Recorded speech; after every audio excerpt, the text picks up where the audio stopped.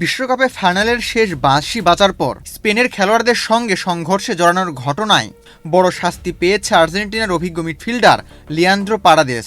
তাকে 10 ম্যাচের জন্য নিষিদ্ধ করেছে ফিফার ডিসিপ্লিনারি কমিটি। আর্জেন্টিনার আরেক খেলোয়াড় ডিফেন্ডার নাহুয়েল মোলিনাকে 7 ম্যাচের জন্য নিষিদ্ধ করা হয়েছে। এছাড়া মিডফিল্ডার থিয়াগো আলমাদাকে 2 ম্যাচ এবং Gold's Gym across 30+ countries. With over 700+ locations worldwide. Train anywhere, belong everywhere. Lionel স্ক্যালোনির কোচিং স্টাফের সদস্য রবার্তো আয়ালাকে 1 ম্যাচ নিষিদ্ধ করেছে ফিফা। শাস্তির পাশাপাশি বড় অঙ্কের জরিমানাও করা হয়েছে পারাদেস ও মোলিনাকে। দুজনকে 90,000 মার্কিন ডলার করে জরিমানা দিতে হবে। অন্যদিকে আলমাদা, আয়ালা ও শাস্তি পাওয়া আরেক সদস্যকে $30,000 জরিমানা করা হয়েছে।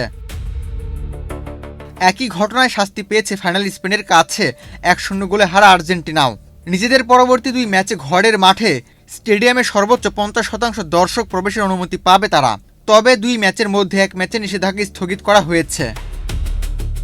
এছাড়া ফিফার বিভিন্ন নিয়ম ভঙ্গের দায়ে আর্জেন্টিনা ফুটবল অ্যাসোসিয়েশনকে €3,21,000 জরিমানা করা হয়েছে।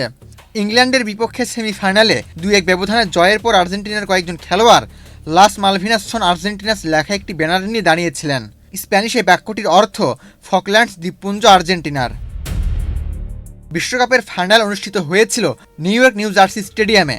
ম্যাচের শেষ বাঁশি বাজার পর সেখানে আর্জেন্টিনার কয়েকজন খেলোয়াড় ও কোচিং স্টাফ স্পেনের শিরোপাজয়ী খেলোয়াড়দের সঙ্গে সংঘর্ষে জড়িয়ে পড়েন। ঘটনার তদন্তে গত মাসে একজন ডিসিপ্লিনারি ও এথিক্স কাউন্সিলর নিয়োগ করেছিল ফিফা।